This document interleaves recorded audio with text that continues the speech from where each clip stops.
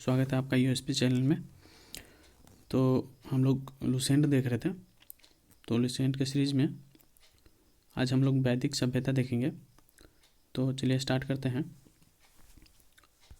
वैदिक काल का विभाजन दो भागों, ऋग वैदिक काल 1500 से 1000 तक और उत्तर वैदिक काल जो कि 1000 से 6000 ईसा पूर्व में किया गया है। आर्य सर्वप्रथम पंजाब एवं अफगान में बसे थे। मैक्स मुलर ने आर्यों का मूल निवास स्थान मध्य एशिया को माना है।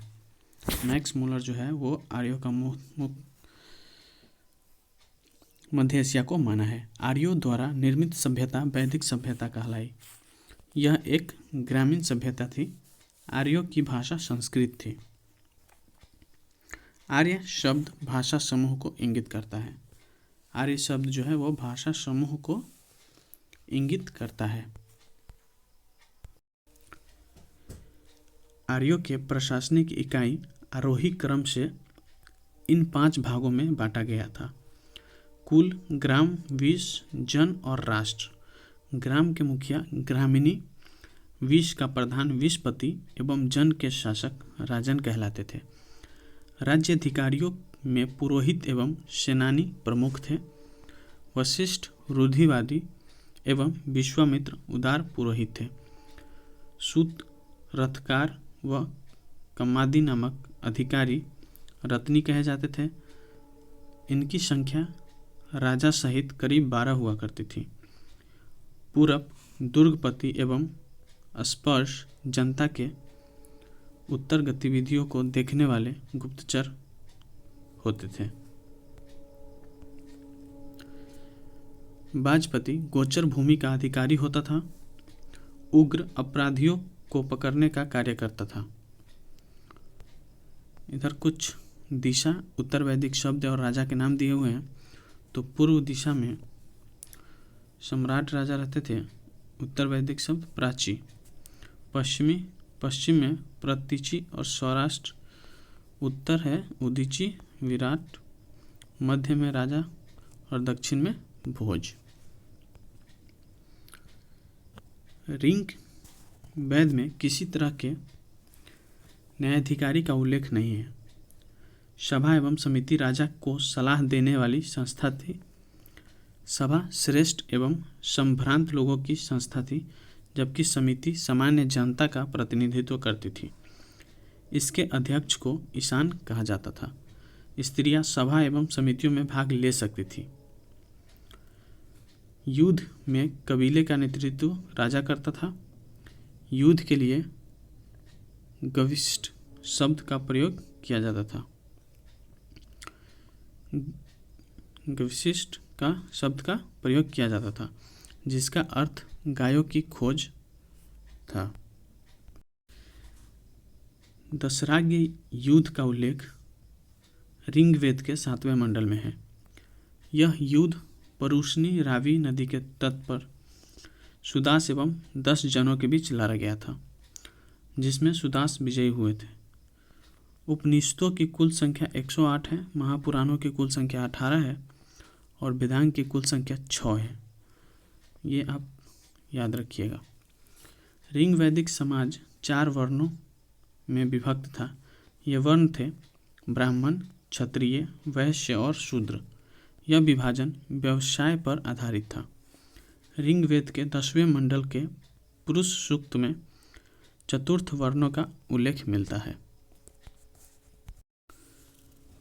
और इनमें कहा गया है कि ब्राह्मण परम पुरुष के मुख से, क्षत्रिय उनकी भुजाओं से, वैश्य उनकी जांघों से एवं शूद्र उनकी पैरों से उत्पन्न हुए हैं। आर्यों का समाज पितृप्रधान था। समाज की सबसे छोटी इकाई परिवार या कुल थी, जिसका मुखिया पिता होता था, जिसे कुलुप कहा जाता था। स्त्रियां इस काल में अपने पति के साथ यज्ञ कार्य में भाग लेती थीं। बाल विवाह एवं पर्दा प्रथा का प्रचलन नहीं था। विधवा अपने मृतक पति के छोटे भाई देवर से विवाह कर सकती थी। स्त्रियां शिक्षा ग्रहण करती थी। ऋग्वेद में लोपामुद्रा, घोषा, सिक्ता, आपला एवं विश्वास जैसी विदुषी स्त्रियों का वर्णन है। गार्गी ने याज्ञवल्क्य को वाद विवाद की चुनौती दी थी। जीवन भर अविवाहित रहने वाली महिलाओं को अमाजू कहा जाता था।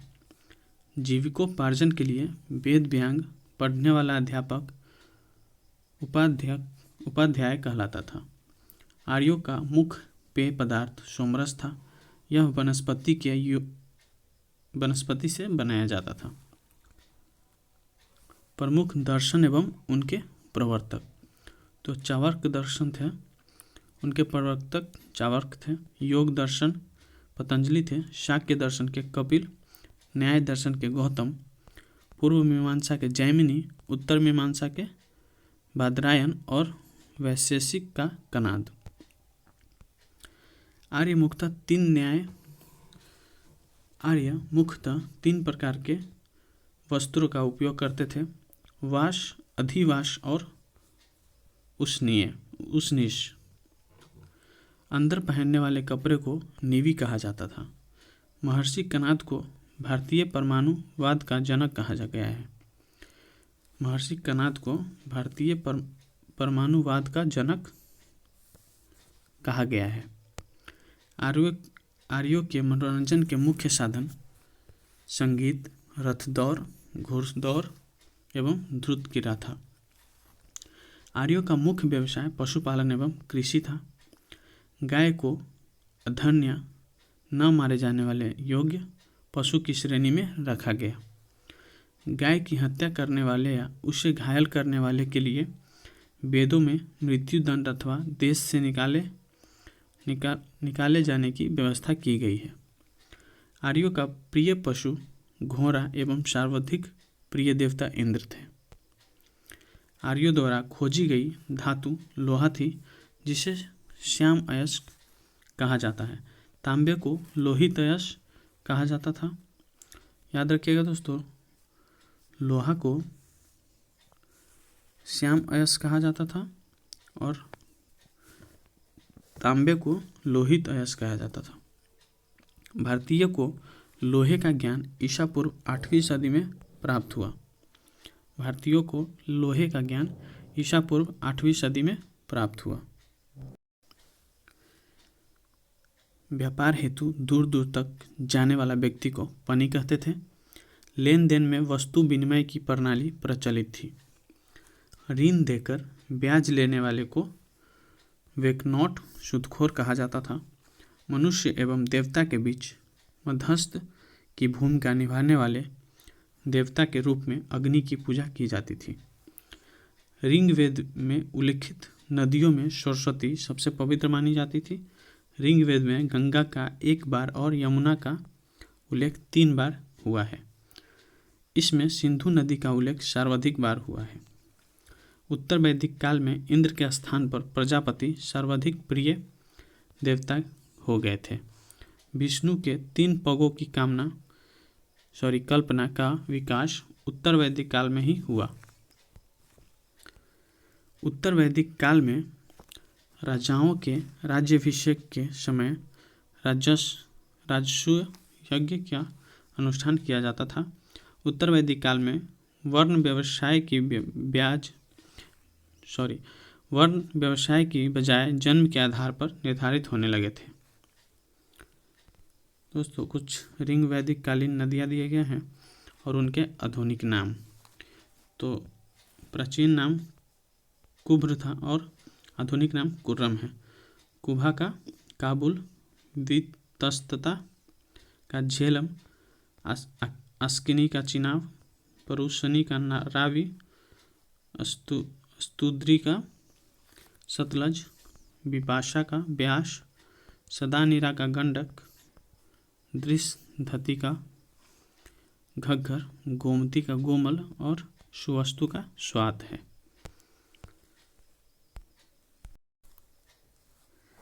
ऋग वैदिक कालीन देवता इंद्र देवता थे। इनका संबंध युद्ध का नेता एवं वर्षा की देवता से था।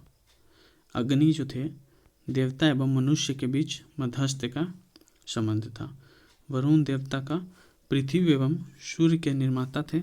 समुद्र का देवता थे। विश्व के नियामक एवं शासक, सत्य का प्रतीक, ऋतु परिवर्तन एवं दिन रात का कर्ता। घी देवता थे। आकाश के देवता माने जाते थे। सबसे प्राचीन देवता थे। सोम देवता वनस्पति देवता थे। उषा देवता प्रगति एवं उत्थान देवता थे। अश्विन देवता विपत्तियों को हराने वाले देवता थे। और पुषण देवता पशुओं के देवता थे। विष्णु देवता जो थे विश्व के संरक्षण एवं पालनकर्ता थे। मरुत देवता आंधी तूफान के देवता थे। उत्तर वैदिक काल में हल को शिरा व हल रेखा को सीता कहा जाता था। हल को शिरा एवं हल रेखा को सीता कहा जाता था। उत्तर वैदिक काल में निष्क और सातमान मुद्रा की इकाइयाँ थीं। सिक्कों के चलन का कोई प्रमाण नहीं मिलता है। उत्तर वैदिक काल में सिक्कों के चलन का कोई प्रमाण नहीं मिलता है।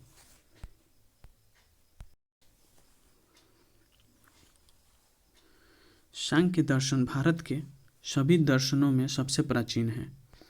भारत के सभी दर्शनों में सबसे प्राचीन सांख्य दर्शन है। इसके अनुसार मूल तत्व 25 हैं, जिनमें प्रकृति पहला तत्व है। सत्यमेव जयते मुंडकोपनिषद से लिया गया है।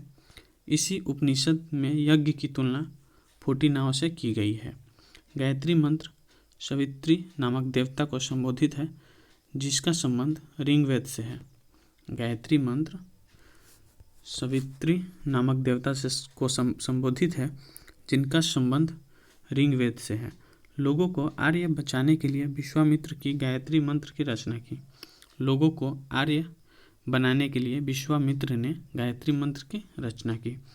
श्राद्ध की प्रथा पहल दत्तात्रेय ऋषि के बेटे निमि ने शुरू की थी।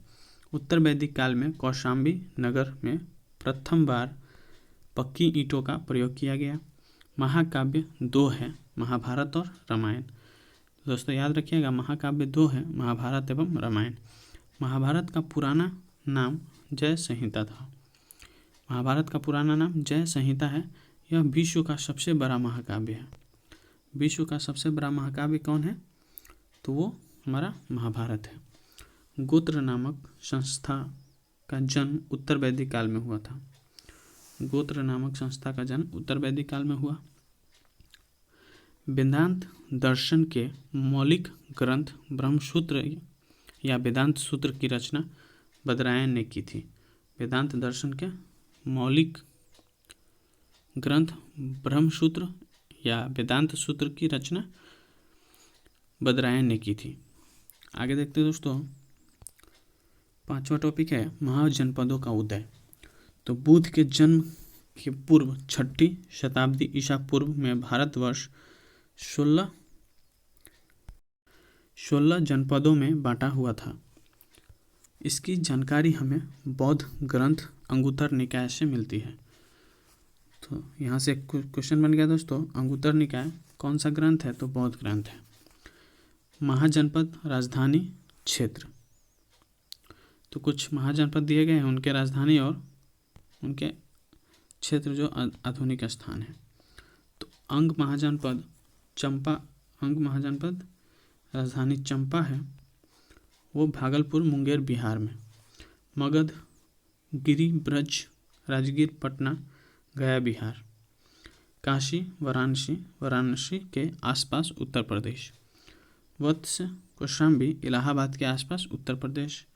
वज्जी वैशाली विदेह वैशाली मुजफ्फरपुर एवं दरभंगा के आसपास का क्षेत्र। मिथिला वहीं वैशाली विदेह और मिथिला आसपास के वैशाली मुजफ्फरपुर एवं दरभंगा के आसपास के क्षेत्र है। कौशल श्रावस्ती फैजाबाद गोंडा बहराइच उत्तर प्रदेश के आसपास के क्षेत्र है। अवंती उज्जैन महिष्मती मालवा मध्य प्रदेश। मल है कुशावती देवरिया बस्ती गोरखपुर उत्तर प्रदेश। पंचाल अहित क्षेत्र, बरेली, बदायूं, फर्रुखाबाद उत्तर प्रदेश। चेदी, शक्तिमती, बुंदेलखंड उत्तर प्रदेश। कुरु है इंद्रप्रस्थ, आधुनिक दिल्ली, मेरठ एवं हरियाणा के कुछ क्षेत्र हैं। मत्स्य है विराटनगर, जयपुर, अलवर, भारतपुर, राजस्थान के आसपास के कुछ क्षेत्र हैं। 13वां है कंबोज, हाटक, राजौरी एवं हजारा क्षेत्र है। सूरसेन, मथुरा है, मथुरा उत्तर प्रदेश। अश्मक, पोटली, पोतन, गोदावरी नदी क्षेत्र, दक्षिण भारत का एकमात्र जनपद। गंधार, तक्षशिला, रावलपिंडी एवं पेशावर पाकिस्तान। तो दोस्तों यहाँ पर हमारा 16 महाजनपद खत्म होता है। नेक्स्ट वीडियो में हम लोग जैन धर्म देखेंगे। तो आज के लिए इतना ही, धन्यवाद। Please like, share and subscribe कर दीजिएगा। फिर मिलते हैं अगले वीडियो में। धन्यवाद।